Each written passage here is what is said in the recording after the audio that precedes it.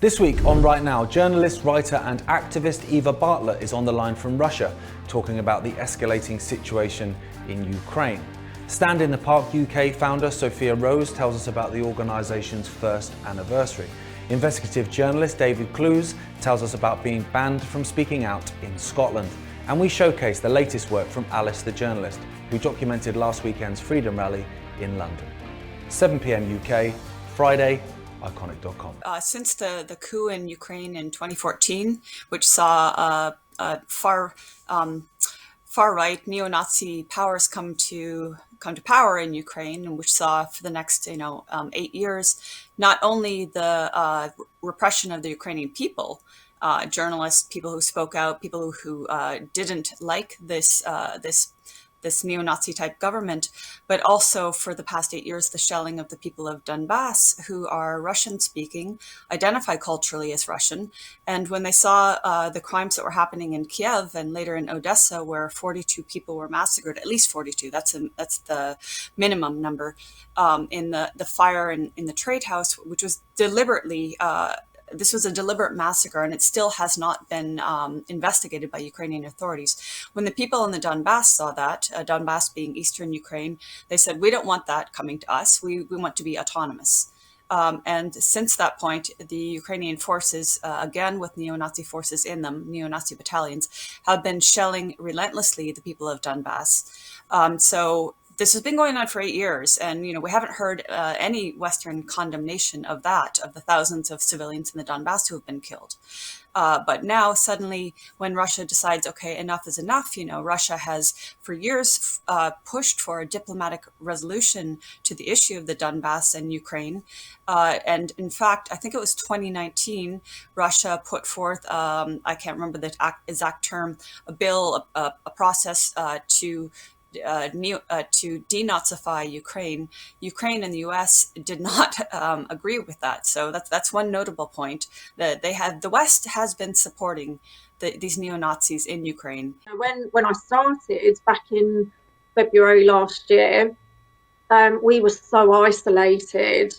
We'd just been kind of thrown into all of this, and there was this really panicky feel. We were in lockdown, so it was just that simple premise of come together, also to kind of, draw our line in the sand and say, right, we're meeting regardless. We're going to stand here because we've been told you're not to be together in any way. You were only supposed to be out for an hour of exercise and all of these ridiculous regulations. So there was that aspect. But most of all, it was, we need to find each other.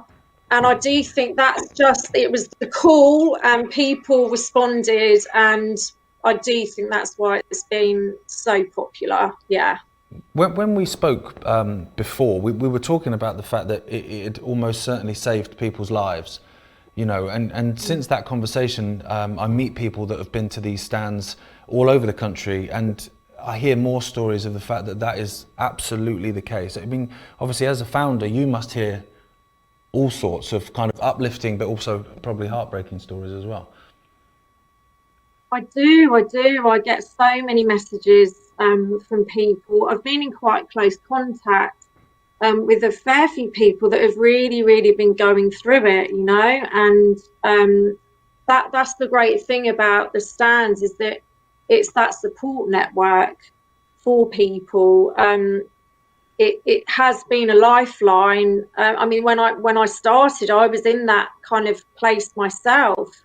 I was quite fortunate to have mostly awake family, but other than that, it was a very isolating time. So yeah, it's been a lifesaver for many of us, and it just shows the power of what happens when people do come together. That connection is so vital. So you're now banned from speaking at any rallies in Scotland until April. What are the grounds for that? These were the bail conditions upon which I was released from custody. So one of the bail conditions, I'm not allowed in Glasgow Green, which is where the rallies in Glasgow start. and I'm not allowed to attend, organise or take part in any demonstrations. Now, when we got taken in, we were told by the police that we would be processed and we would be released. So that was at about maybe 2:30. You know, we were then in custody. We were held in solitary confinement, which is standard for custody, for about 8 hours. So you know, you're wanting to really get home at that point after you've been told. I think maybe that was a tactic. So they presented me with a piece of paper and it said the restrictions. So obviously I wasn't wanting to sign that. So I phoned up the solicitor and I spoke to them, and their advice was, well, you know, the best thing to do is sign it and get out. So, you know, there is some school of thought that I should have waited, but obviously if I'd said, no, I'm not prepared to sign this, I would have been in all day on Sunday, and I could have been, I don't know how long I could have been before I got in front of a judge, you know. So the decision was taken to live to fight another day. And because I do a lot of speaking down in England, I knew that I would still be able to speak in England, but, you know, as things stand, I'm banned from speaking in Scotland.